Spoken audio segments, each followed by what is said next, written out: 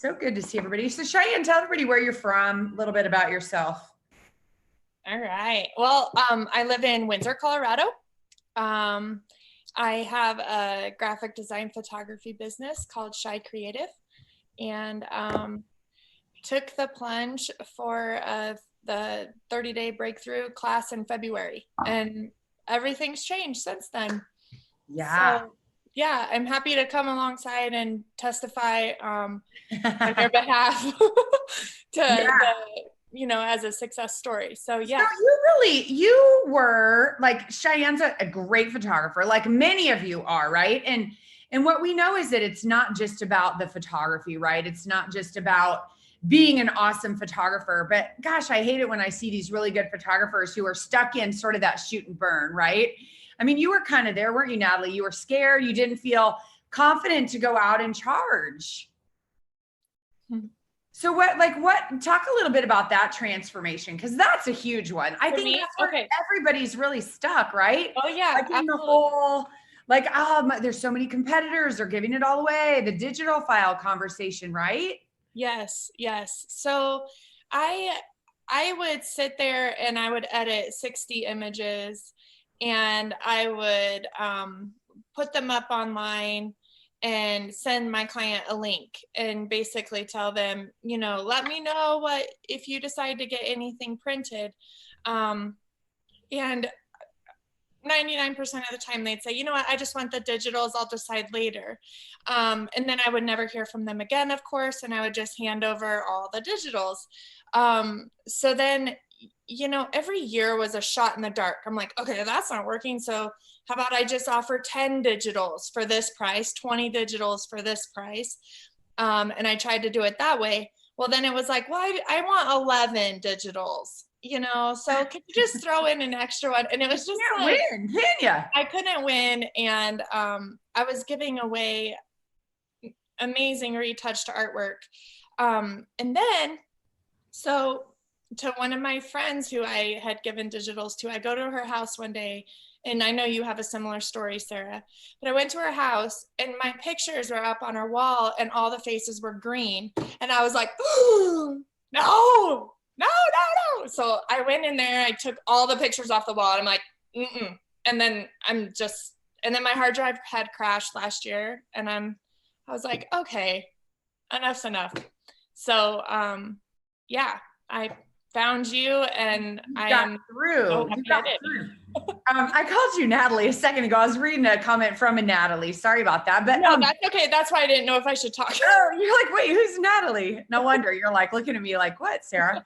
So Sean, Damon said that's me, like he gets that. But this is a good one. Sean said, I feel like I'm completely incapable of gaining clients in my oversaturated area. No matter the quality of my work, there's people offering garbage work for $40 and people are defending them, right? And you used to be there, right? Like, here's the thing, Sean. We are all in an oversaturated market where 90% of the people want digital files. Like, they don't appreciate photography, but like, do the math, right? And Chianne, I want you to talk to this too. Do the math, you guys. Like, say you get 100 clients at $1,000 order, that's $100,000 business. Or you get 50 clients at a $2,000 order. You need 50 people, 30 to 50 right clients in your market. So again, when you're competing in that game, you're like the McDonald's, the fast food, right? There's a Wendy's and a Hardee's and a Taco Bell and a Burger King on every corner, and you're competing on price. And if you change your model and you become a sit-down restaurant, it's like what Chianne learned to do. That's why I want you guys to hear from Chianne, because she was there, right? She was in that place where she thought she couldn't charge more. She thought, even though her work was good, she thought, well, no one will pay that. Everybody just wants digitals, okay? So I'm here. I want you guys to see that it's not about that. Like, it's the wrong conversation. We're asking the wrong questions. Like, how do I find clients? It's not the conversation that when you're looking for clients who do $40, right? Who paid $40 or $100 or $200 for a photographer and gotten all the files. Like, we're not serving them, right? They put green stuff on their walls and don't even know it. Yeah. It's crazy. What I found too, Sarah, you know, once, because it was all new to me too, to have a over the phone consultation and then an in-person consultation prior to even the shoot. And what I found was that a lot of 80% of my clients are asking for digitals because they don't know what else to ask for. Yeah. And so then when they saw my artwork in person, they were like, wait, you'll do that? Like, you can do that? You, like, I won't have to mess with it. And that's when it all started clicking for my clients, to where now, you know, I get $4,000 pre-sale orders just because I'm taking the time to meet with them, you know, find out about little Johnny and little Molly and what do they like to do prior to the shoot? Are they okay with this and that? And the moms just are like, you'll do that for me? Yeah. And it's just that boutique experience that I think it's not so much that, you know, I think it's just that they don't know what else to ask for. They don't. And, you know, photographers, we fuel it because of our fear, right? Yeah. I mean, it's like, if you were a restaurant owner, would you expect people to come in and say, oh, I just want the ingredients. I just want the raw steak and the potato and because I can cook it myself. No, they want to be treated like restaurants would never make it in business if that were the case. If we all wanted to do it ourselves, like some people don't like to cook at all. They just only eat out, right? And there's some people who never, ever eat out. Like we have some wealthy friends and literally they've ordered pizza. They didn't even know where to order it from. Like they never, ever, ever eat out. And it's not about money. It's just that she wants their family eating healthy and she wants to cook it. And I think they are a little frugal and that's fine. Like, but a restaurant isn't going to ever get them as a client and that's okay. Right. So we're making the assumption that every client is that type of client. They want to do it themselves. Yeah. Once I started gaining confidence as an artist, I found that people were just intrigued by my process, like what happens in my head, and they wanted to be a part of that. So they want to be a part of the experience now. Yeah. I think it was Amanda. I lost her message, but she was saying, I feel like I'm stuck in shoot and burn, which you are, Amanda, if you're giving digital files. She said, how many files should I give? We don't give any digital files, Amanda. So when your boutique, like if Chianne sells a portrait, they buy that, she prints it, and that's what they get. And then they get a small one for social media, right? That's how we do it. No digital files. Belinda said, my friends won't pay thousands or even over $200. Belinda, my friends won't either. And Chianne, your friends probably don't come to you either, do they? Well, yeah, that's interesting because when I first presented this idea, you know, my close family and friends were like, oh, good luck with that. Yeah. You know, we believe in you, but good luck. And then when they started seeing sales come in and they started actually seeing the artwork in person, it was a lot like when I saw the artwork in your studio, Sarah, like your big 60-inch print. It's like it clicks and then it becomes artwork. It's like, oh, I get it. Yeah. And it's color corrected and it's beautiful and it's done and it's on their wall. And people want that. They just don't know they want it because they've never experienced that, you know, in my market. That's what I'm finding. Yeah. Even though there's so many photographers, like you're in Denver, Colorado, right? Yeah. Like bazillion photographers. And I mean, I teach photographers, so they're on every street corner in my market, but most of them aren't doing it right. Like they're just shoot and burn. Right. And so you realize same thing, like say you're a talented chef and you start this gourmet restaurant. Do you think your friends and family are going to appreciate, you know, $100 meal at your fancy restaurant or a $200 meal? Likely not, right? That's why I tell people, don't take advice from people who aren't where you want to be. If your friends, your family, they mean well, they love you, but they're not qualified. They don't know how to tell you to do this. So they just don't want you to get hurt. So they try to sort of sabotage, not meaning to. Yeah. That's why I tell people, don't share with your friends and family, right? Yeah. And, you know, I heard a thing once, it's similar to what you just said, but when you're climbing the ladder, make sure it's put on the right building. And I love that scenario. It's like, make sure you have, you're trying to achieve the right thing. You know, do you want to be a digital photographer your whole life? Is that what you want? Like, what's the top of that building look like?